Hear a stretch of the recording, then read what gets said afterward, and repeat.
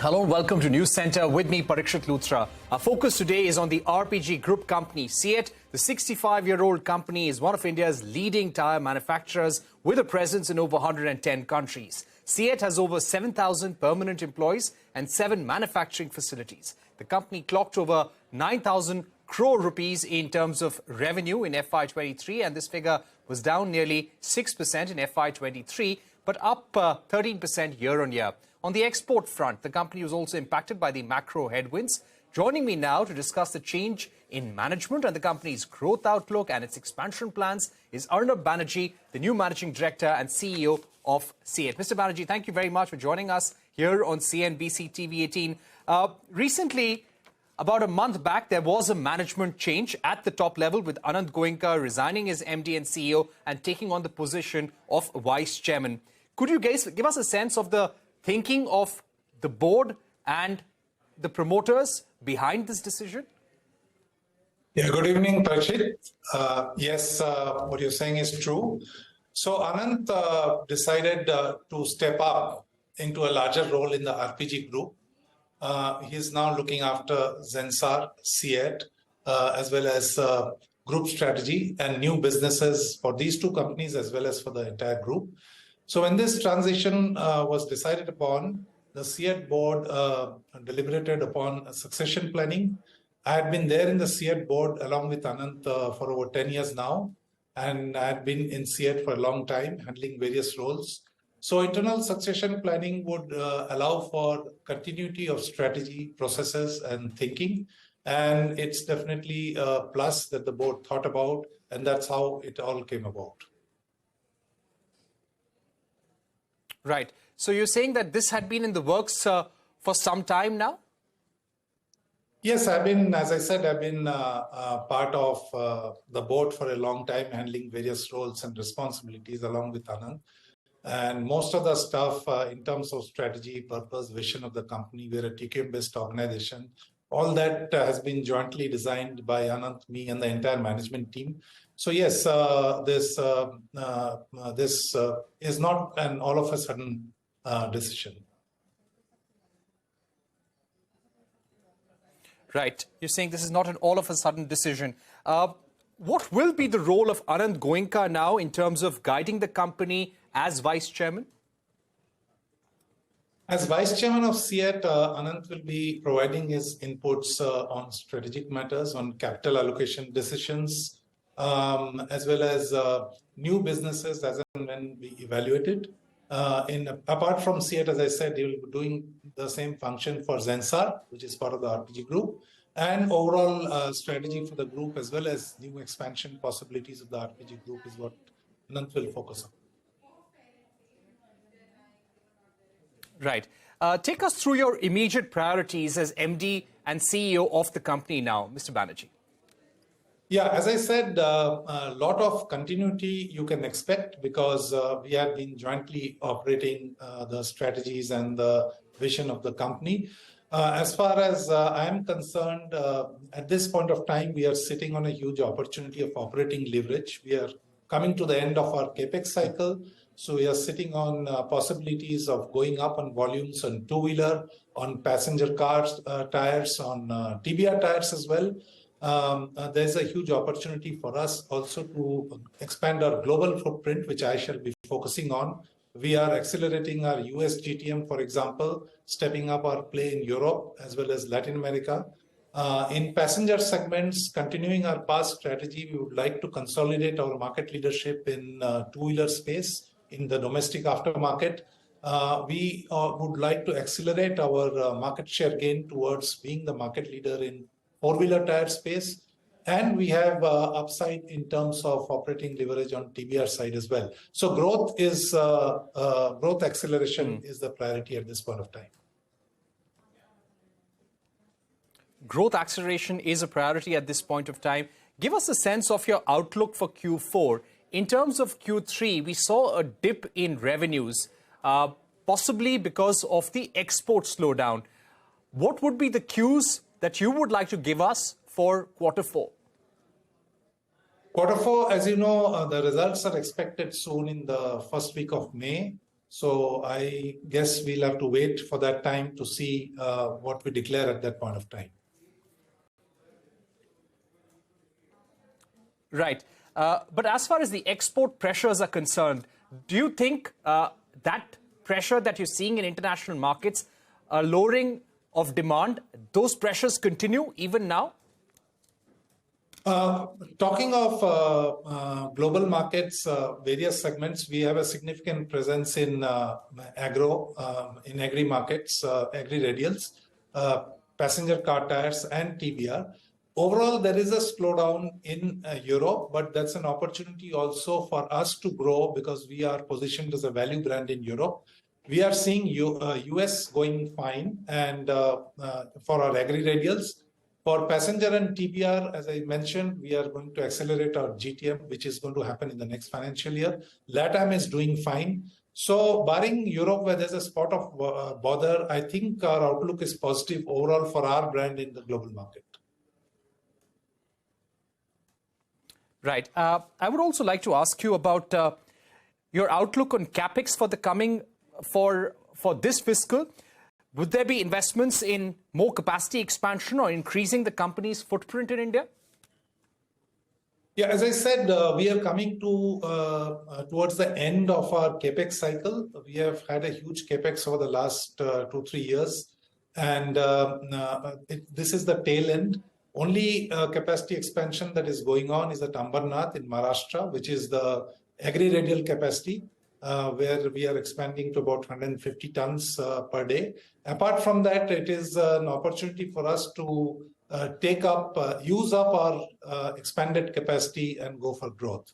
So no fresh capacity apart from Ambernath that is coming up in this financial year. All right. So you're saying that now the focus will be on growth, no further capacity expansion. How do you see the demand outlook as far as the various automobile segments in the domestic market go? Do you see a softening of demand in any of the segments? Well, April, May, June is the peak season for tire sales. I think we are seeing decent demand and uptick in demand in the commercial space, both in aftermarket as well as in OEMs. It's recovered the ground that was lost during the COVID period. In four-wheeler space, passenger tire space also, we are seeing stability of demand. It's not growing at a very rapid pace, but it is positive, and we are optimistic about that as well. There is some softening of demand in the rural market, in the small towns for two-wheeler, and with the prediction of a good monsoon, we are hopeful that post-monsoon period, the rural demand uptick is also going to come about in the two-wheeler space, and also for the farm tire space. Okay, my final question would be on the electric vehicle segment. What is your view on increasing production of tires for EVs, and what kind of order book do you foresee for FY24 for your electric vehicle customers? Yes, so this is a very initial trend that we are seeing of electrification across categories in the country, but I'm sure this is going to pick up pace, and all the infrastructure things that we are talking about also will catch up space. We have been preparing for this for quite some time now, and we have an offering in two-wheeler. In two-wheeler, in the OEM space, we already have more than 50% share in electric vehicle tires, which is mostly scooters. Replacement demand is yet to come up. In the four-wheeler space, we are operating intensively with several OEMs for development of electric vehicle tires. We have been one of the first brands to be approved by the commercial vehicle OEM players. So we have an office also at Frankfurt, as you know, which is very much active in developing, giving us inputs for developing these tires.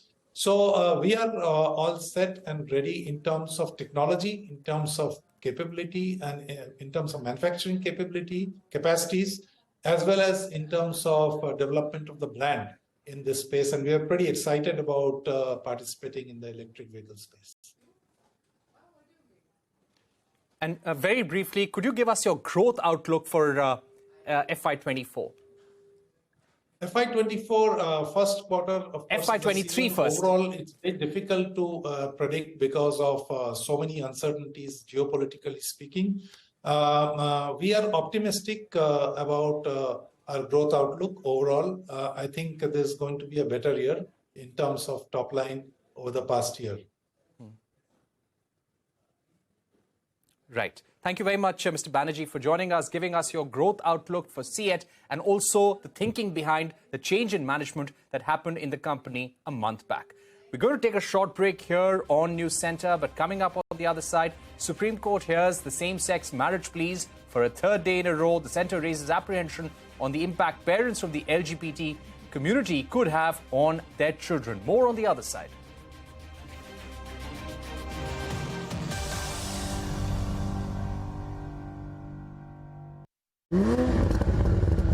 कमाल की car है ना sir कमाल की car के लिए कमाल का पेट्रोल भी चाहिए But our soul is the same. We go wherever life takes us. And we do it in our own way. Because it's our differences that make us who we are.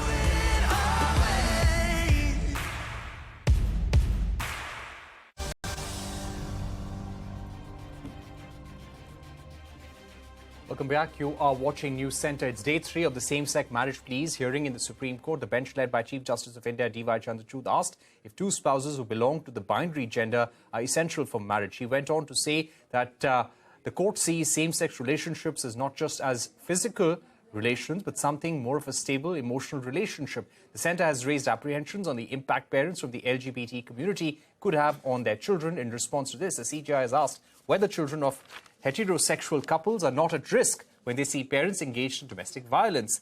Ashmit Kumar joins us now with the latest developments. Ashmit, take us through what happened in court and by when could these arguments conclude?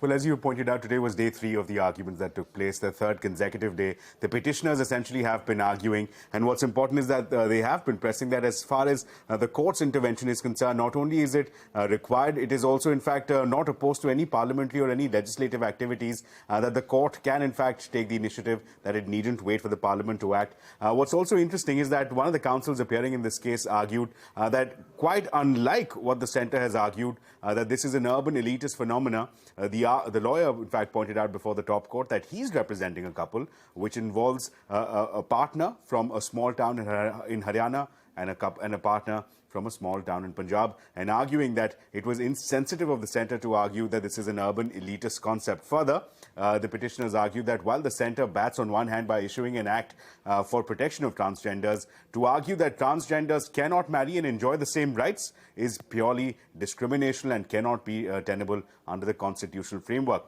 Keeping in mind these arguments, the CJI made some pointed observations. In fact, the observation was aimed at the centre's submission as to what impact an LGBT couple will have on their own children. Towards that end, the Chief Justice reasoned that the impact of a heterosexual couple engaging in domestic violence where a husband beats the wife over alcohol would be far more deleterious, would be far more dangerous. And in fact, in doing so, also took a dig at social media, saying that this comment will probably inspire sharp comments and trolls on social media, but that, the Chief Justice said, was the name of the game, and that questions that he's raising in court are getting answered by trolls on social media. Now, that marks the end of day 3. The arguments, we understand, will resume on Monday. That will mark day 4, and day 4 is when the petitioners are expected to conclude their arguments.